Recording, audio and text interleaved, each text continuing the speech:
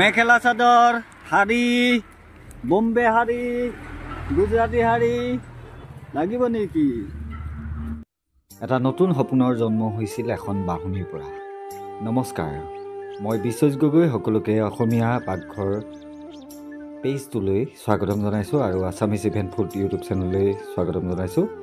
এয়া দেখিছে এটা মাংগলিক অনুষ্ঠানৰ প্ৰথম দৃশ্য। এয়া লাই খুঁটা পুতিছে। এটা অনুষ্ঠান আছে, আচলতে এটা বিবাহ অনুষ্ঠান, কইনাৰ বিয়া। সেয়েহে পিতৃয়ে এয়া লাই খুঁটা পুতাত তেওঁ সেৱা লৈছে যাতে ভালে কুশলে অনুষ্ঠানটো সফল সমাপ্তি ঘটে।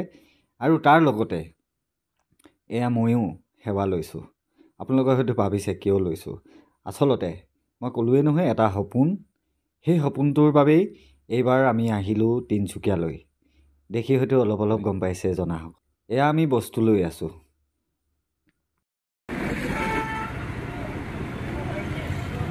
লৈ হৈ গ'ল। আমি এতিয়া বৰ্তমান গৈ আছোঁ ঘৰলৈ। আপুনি সোমাই আছে গঁৰালৰ ভিতৰত আৰু চাব নি কি আনিছোঁ বস্তু আৰু মই ক'ত উঠি আহিছোঁ। এয়া চাওক, একো নেদেখে, গোটেই গাড়ী গঁৰালত সোমাই আছে। এইখন গাড়ী, এখন গাড়ী বোলে। এইবিলাক বস্তু কি কি বস্তু ওলাইছোঁ দেই ফাইনেলি। এয়া আমাৰ এইকেইটা আমি যাওঁ। ঐ কাইনৰ বস্তুখিনি। আৰু এয়া পাছদিনা ৰাতিপুৱা গৈ দেখিছোঁ ইতিমধ্যে ফ্ৰেমটো তৰা হৈ গৈছে বাঁহৰ। আৰু এইবাৰ যি ত্ৰিপাল আনিছিলোঁ তিনিচুকীয়াৰ পৰা, সেই ত্ৰিপালো লগাই দিয়া হ'ল। আৰু যুৱকসকলে খুব স্পীডত তেওঁলোকে কাম কৰি গৈছে। আৰু এয়া এইবাৰ কাপোৰ লগোৱা হৈ গৈছে। আৰু এয়া দেখিছে অলপ অলপকৈ এয়া কামটো হৈ আছে। আচলতে এয়া মই কোৱাই নাই নহয় আপোনালোকক কি কাম। আচলতে এইবাৰ অসমীয়া পাকঘৰৰ নিজা পেণ্ডেল হৈছে। অসমীয়া পাকঘৰে আগতে ব্যৱস্থাপক হিচাপে কাম কৰি আছিল, অনুষ্ঠান ব্যৱস্থাপক হিচাপে মানুহৰ ডিমাণ্ড মতে। যিহেতু আজিকালি মানুহে বিচাৰে যে একেটা বুটামতে সকলো ধৰণৰ বস্তুৱে বিচাৰে, সকলো সেৱা বিচাৰে, যাতে এজন মানুহকে কৈ কৰিব পৰা যায়। কিন্তু পিছত এনেই গালি খাবলগীয়া হয় লোকে বেয়া কাম কৰিলে। সেয়ে ভাবিলোঁ এনেই ফ্ৰীতে গালি খোৱাতকৈ নিজে কৰোঁ। বাইদেউ মেখেলা চাদৰ শাড়ী বম্বে শাড়ী গুজৰাটী শাড়ী লাগিব নেকি? অ' দাদা। আৰু এইবাৰ খাদ্যগৃহটোত কাপোৰ মাৰিবলৈ আৰম্ভ কৰিছে যুৱকসকলে। আৰু যুৱক প্ৰায় 6-7জন যুৱক লাগি আছে। আৰু তেওঁলোকে সুন্দৰভাৱে প্ৰস্তুত কৰিবলৈ এয়া প্ৰস্তুতি চলাই আছে। আৰু যিহেতু বেছি দিন নাই হাতত, সেয়েহে তেওঁলোকে কাম কৰি গৈছে। মাজে মাজে 2-এদিন ক্ষতিও হৈছে, যিহেতু বেলেগ কামো লোৱা আছে তেওঁলোকৰ। আৰু শিৱৰাত্ৰিও আহি পাইছেহি, সেইকাৰণে মাজতে এদিন তেওঁলোকক ছুটি দিব লাগিব। সেয়েহে খৰখেদাকৈ কামবিলাক আমি আগতীয়াকৈ কৰি পেলাবলৈ বিচাৰিছোঁ। এয়া খাদ্যগৃহৰ কাপোৰ মৰা, চিলিং মৰা ইতিমধ্যে হৈ গৈছে। কেনেকুৱা লাগিছে জনাওক। এয়া বিস্কুট কালাৰ আৰু নীলা কালাৰ ইউজ কৰা হৈছে। আৰু এয়া মূল পেণ্ডেলৰ এয়া কাপোৰ কোচ দিয়া হৈছে, এয়া ডিজাইন কৰি আছে। আৰু তাৰ মাজতে আমি এবাৰ শিৱসাগৰলৈ বুলি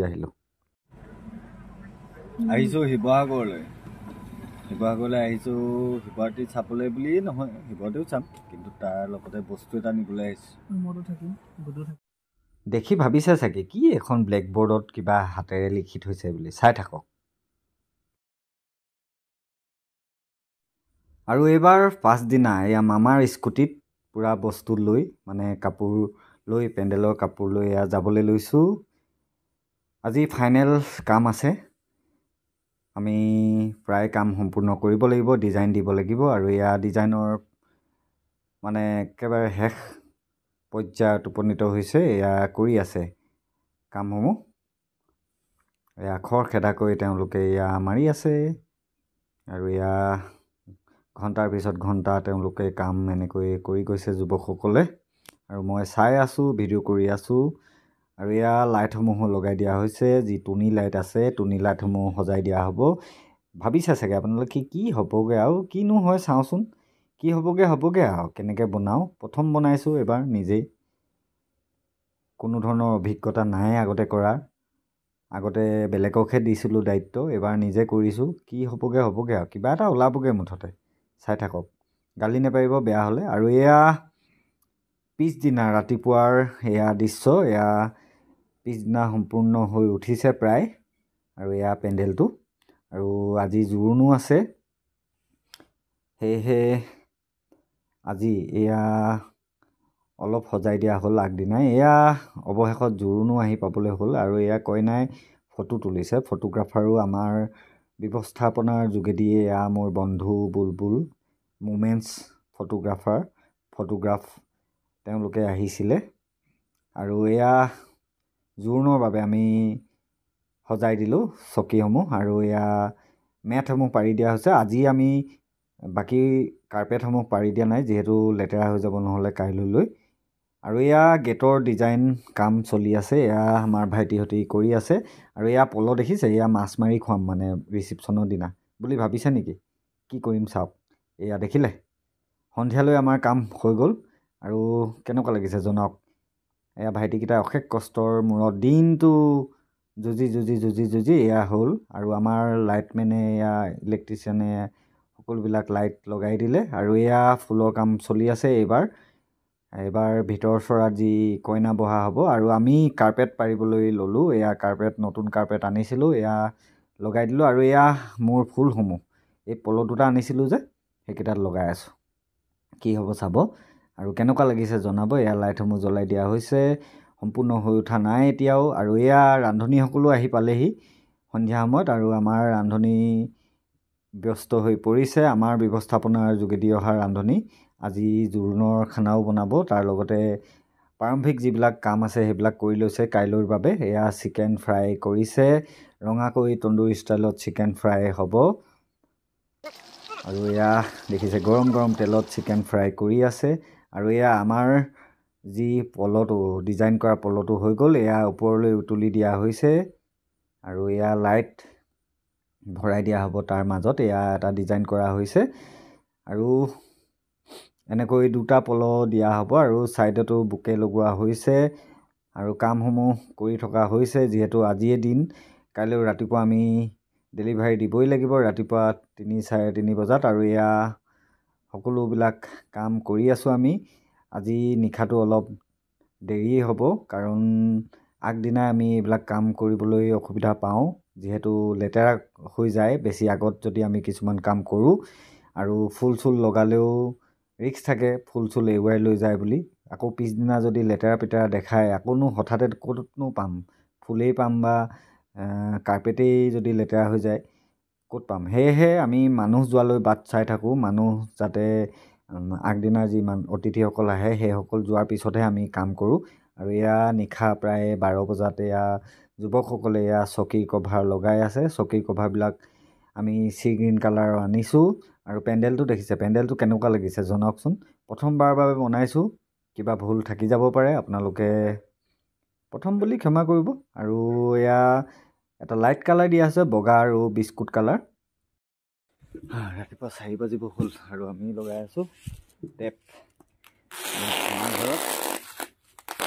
লগাই আছোঁ আচলতে কাৰ্পেট দেৰিকৈ পোৱাৰ কথাটো হ'ল কি কাৰ্পেটখিনি নিজৰ কাৰণে লেতেৰা হ'ব বুলি চিন্তা নহয় কিন্তু বেছি আগত যদি পাৰি দিওঁ লেতেৰা হৈ যদি যায় চফা কৰিবলৈতো বহুত অসুবিধা হয় ইয়াত ইমান সহজ নহয় চফা কৰিবলৈ ধূলি লাগিলে বুলি ক'লে সোমাই যায় ভিতৰত আৰু যদি মেইন প্ৰগ্ৰেমৰ দিনা যদি লেতেৰা হৈ থাকে দেখিবলৈ বেয়া দেখায় আমি চফা কৰি দিম পিছত লেতেৰা হৈ থাকিলে সেইটো আমাৰ মতলব নাই কিন্তু মেইন প্ৰগ্ৰেমৰ দিনা যদি লেতেৰা হৈ থাকে কাৰণ ধুবলৈতো সময় নহ'বগৈ দেখিবলৈ বেয়া দেখাব সেইকাৰণেহে আচলতে আমি আগদিনা পাৰিবলগীয়া হয় নহ'লেতো আমি 2-3 দিন আগতে পাৰিব পাৰোঁ কিন্তু মানুহ অহা যোৱা কৰি থাকে যিহেতু সেয়েহে অসুবিধা হয় লেতেৰা হৈ গ'লে দেখিবলৈ বেয়া দেখাব মেইন প্ৰগ্ৰেমৰ দিনা আৰু হাৰিলেতো নাযায় পটকখনে বোকা লাগিলে এয়া কাউণ্টাৰো ইতিমধ্যে সাজু হৈছে এয়া চকী কভাৰসমূহ লগাই দিয়া হ'ল আৰু এয়া ৰাতিপুৱা খবৰ হ'ল, এয়া ভাইটিহঁতেও ফাইনেল কাম সম্পূৰ্ণ কৰিলে আৰু মই এতিয়া গাড়ীখন একেবাৰে বাটতে লগাই লৈ ৰখীয়া কৰি আছোঁ। মানে ৰাতিপুৱা যে মৰ্ণিং ৱাক কৰিবলৈ আহিব, কেনেবাকৈ যদি ফুল চুল লৈ যায়, খৰাহিকেইটা লৈ যায়, বৰ ডাঙৰ কথা হ'ব নহয়। আকৌ হঠাৎ ক'ত পাম ৰাতিপুৱা, সেইকাৰণে ভাবিছোঁ ইয়াতে শুই থাকোঁ আজি। অলপ সময় শুওঁ পোহৰ হোৱালৈকে, তাৰপিছত ঘৰলৈ যাম। আৰু এয়া দেখিলে ঘৰ গৈ আকৌ লগালগ আহিলোঁৱেই। ৰাতিপুৱা 6 বজাত ঘৰত আহি শুইছোঁহি। অকণমান দেৰি হৈছোঁ, 2 ঘণ্টা হৈছোঁ। আকৌ ওলাই আহিলোঁ ৰাতিপুৱা। এয়া বস্তু লৈ আহিছোঁ, বুফে ছেটসমূহ, যিহেতু বুফে ছেটসমূহ আৰু কফি মেচিনটো কইনাক মই মোৰ ফালৰ পৰা গিফ্ট দিম বুলি কৈছিলোঁ, সেয়েহে মই মোৰ প্ৰতিশ্ৰুতি ৰক্ষা কৰিবলৈ আহিছোঁ। সম্পূৰ্ণ মোৰ ফালৰ পৰা মই দিছোঁ। আৰু এয়া মোৰ তাইৰ বাবে এটা গিফ্ট হয় আৰু ঘৰুৱা হয় আচলতে। কিন্তু সৰুৰ পৰা পোৱা মই তাইক। টোপনি ক্ষতি হৈ আছে, কিন্তু তথাপিও কষ্ট কৰিবই লাগিব আমি, আমাৰ জীৱনেই এনেকুৱা।